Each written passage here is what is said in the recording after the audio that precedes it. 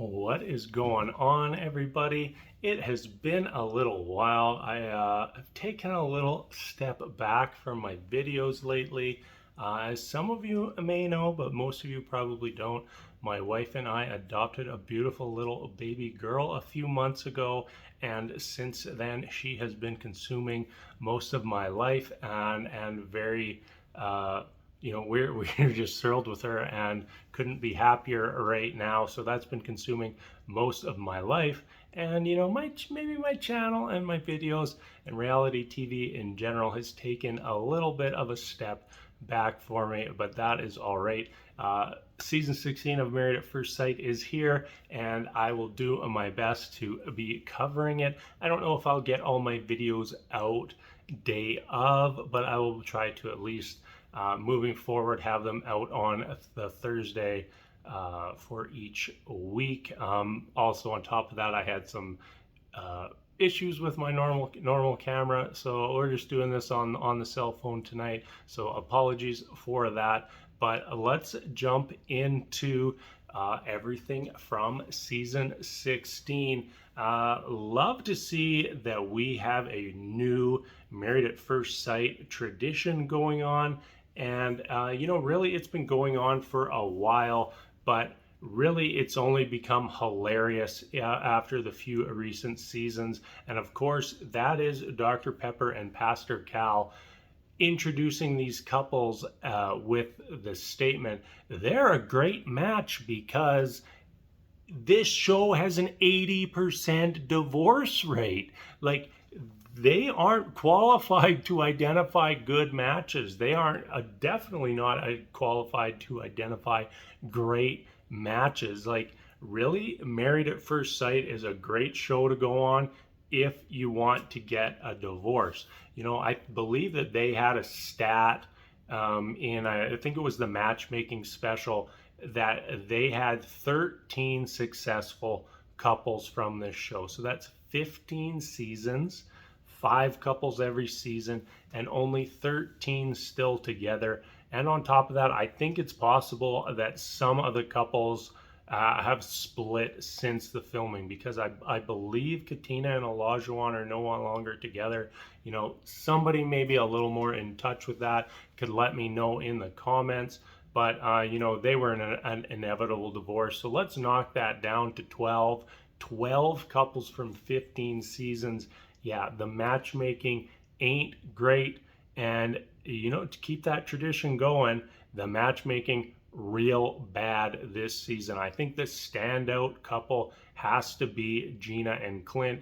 Absolute disaster that they're paired together. And you know what? Let's just jump straight into talking about them. So they said over and over that they're using social science to match these couples. And after social science somehow placed Gina and Clint together, I think it's time that we just get rid of social science. We don't need it anymore, because very clearly it doesn't work. We already have Clint saying that he's looking for somebody with that natural beauty, and Gina is like the exact opposite of that. She wants to look good for the gram. They were showing picture after picture from her, I believe, her Instagram, and that does not bode well for this couple. Also, Clint is looking for somebody to be his partner on his sailboat, and meanwhile Gina is basically dedicated her whole life to her business. Like, those two outcomes do not mesh. When they were crunching the numbers on the social science, like maybe somebody missed a decimal or forgot to carry a 1, because the math just does not add up here. And this is like a 100% divorce, 200% divorce. This couple is so bad that they could have to get divorced more than once, just to make sure that we all know just how horrible they were together. And like, I'd love to say that this is the worst match in the history of the show, but the matches have just been so bad in the recent seasons, that this is more becoming the norm than the exception. You look at Mitch and Kristen last year, and of course we're drawing the parallels between Mitch and Clint right off the bat. I definitely don't think that Clint is nearly as far out there as Mitch was, but that doesn't mean that this couple is going to be any more successful. This is looking like, yeah, like we got to get 4 divorces out of this season. Well, this one's definitely one of them. That means 3 more. We might as well jump into like the next surefire divorce, and that's going to be Dominique and McKinley. There was a rumor going around that she potentially goes home with one of the strippers from the bachelor party. And when they show the stripper's name, I believe it was Omni. Omni. I think in some language that means 8. So you got a stripper with the name 8. Put 2 and 2 together. I'm not going to. I don't want to be part of this whole sex train that Married at First Sight is starting to become, where so much more focus is on the sex. Like looking back at Stasha and Nate last year, that was like their thing. Like every time they're on the screen, it's just something about the sex or sex swing, vibrating panties, whatever it was. And like, we don't need it. We don't want it. We don't need it. But Omni, he's probably packing, and he probably went home with Dominique on the bachelorette party. And we'll probably find that out in the next week or two by watching the show, if that's true or not. But these two, like, they don't seem like they're going to work at all. Dominique kind of comes across as young, immature. Her friend group just seemed like, I can't wait. Like, we need a whole reality show of just mixing Dominique's friend group with McKinley's. Or no, I did this joke whole wrong. That joke was for Gina and Clint. I blew it, because Clint had all those disheveled old men as his friend, where Gina probably has the wannabe influencers. Ruined my whole joke there. But still, like, it looks like Dominique and McKinley just live completely different lives. It doesn't look like they mesh at all. Dominique was apparently described as the old soul, and I did not get that energy or that vibe from her at any point during tonight's episode. And I think it's just ridiculous that her path to getting on the show was her mom signing her up for the show. Her mom signing her up to get Married at First Sight. Like, that's ridiculous. Your mom is supposed to sign you up for speed dating at the library. She's not supposed to sign you up to get legally married and then legally divorced 8 weeks later to a complete stranger. That's bad parenting. If she was any younger, and I mean, I'm not even buying that she's 25. Like, when they show her on the screen, I'm like, well, so what? She's like 17, 18. Like, she looks so young. And then there's McKinley.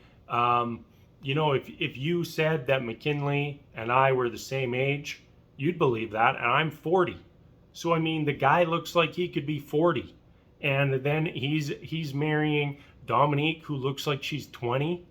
I don't like it. This is a absolute dud of a match, and not looking forward to them at all whatsoever. But maybe, depending on how things play out, they might only be on the season for a couple episodes. So we won't have to worry about them anymore. And there we go. That is 2 of our 4 divorces down. And let's jump over to a potential third. And that would be the couple we almost saw get married, Kirsten and Shaquille. On paper, this is probably the best match of the season. Like, this is probably the only couple that I could buy that any sort of matchmaking process went into pairing them up. You know, on paper, with what they were asking for, these two line up pretty well. But then we spend like the entire first episode listening to Kirsten say how, like, I can't even put into words how important it is to her that he's hot. Like, she just said it over and over and over, and was implying that, like, if he's not hot, that she might say no at the altar. You know, we at least saw that in the preview that she's at least going to get through the I do's, but you know, they were building it up so much that it's hard for me to believe that it's not going to be an issue for this couple. And if she can't get by that initial hurdle, then they're doomed. They're doomed right out of the gate, which is unfortunate because, you know, when you look at their personal lives, like their careers, their religion, you know, what they want, their education, it all kind of meshes together. But if she's just going to reject him based off that first impression, then they just don't have a chance. So maybe that will be divorce number 3 for the season. Let's jump over to Jasmine and Aris. I already forgot. The guy is so unrememberable. I already forgot how to say his name. But I mean, wasn't he one of the guys who said that he hooked up with somebody like in the last 2 weeks and tried to pass it off as, oh yeah, I hooked up with them right before I found out. And it's like, dude, you're already in this process. Like, you can't keep it in your pants for like 3 weeks. You can't keep it in your pants for like a month. Like, you have to be out there. You have to be getting it in at like that close to you getting married. Doesn't bode well and doesn't scream ready to be married to me. You know, I want to give him a chance. I want to, you know, see if he's changed his ways, if he's actually ready. But, you know, when you have that behavior right out of the gate, it's really hard to. Jasmine, you know, she's got 4 dogs. You know, I don't want to say that you shouldn't have dogs before if you're not married or you're not in a relationship, but I mean, 4, come on. 4 is too many. And I think it was at the brunch before the bachelorette party, she was saying how, you know, whenever she gets the bug or the itch to have a baby, instead she just goes and gets a dog. So, I mean, 4 times in her life she's thought about having a kid, so she's got 4 dogs. That's a question that makes me question her as a person. You know, question like her ability to make decisions. Like, she will just get a dog every time she wants to have a kid. Seems a little weird to me. Don't really like it, and I think that is just too much to go into a relationship with somebody who has 4 dogs. Like, 1, okay, we can do 1. 2, yeah, we'll do 2. Like, once we get past that, I don't know if I'm on board for hopping into that relationship. 4 dogs, that seems like hopping into a full-time job, not into a marriage or into a relationship. You're just taking care of dogs for the rest of your life. Like, your whole life, it revolves around 4 dogs. How are you ever going to have time to have kids when you got these 4 dogs? I don't have high hopes for these two, so we'll chalk them up as our 4th divorce of the season, which just by process of elimination leaves us with Nicole and Chris, who legally have to have a happily ever after. That's the rules. We get 4 divorces, one marriage, and you know the other 4 are going to fail. So these two, they got to be the ones. But the good news is, like, I at least want to root for them just based off one scene of Chris in the matchmaking special where they asked him what he thought the name of his future wife was, and he said, I think her name is Nicole, and she's a brunette. And that is exactly who she is. You know, personality wise, I don't really think these two mesh. I don't think they mesh at all. You know, they're really going for opposites attract. Don't really know if that's always the case, but that is the only rational explanation for these two getting paired together that I can come up with. If I remember correctly, on the matchmaking special, they were like, yeah, Chris is such an amazing guy, but we have two amazing women that we could pair with him. And then they like cut to a commercial break, came back from the commercial break, and they're like, yeah, this one woman, she's absolutely terrible. So you get the other one. And I was like, yeah, that kind of illuminates why we all think that the matchmaking is a complete joke, because like if that is how you rationalize getting the couples together, like you had two options for this guy and the one was awful, so you just have the other option. But she seems very outspoken, extroverted. He seems very soft spoken, introverted. And you know, maybe that meshes well, but seems to me like that is a recipe for one person just walking over the other person in the relationship. And maybe that's what our two relationship experts in Pastor Cal and Dr. Pepper, who apparently doesn't even live with her husband, they just have separate houses.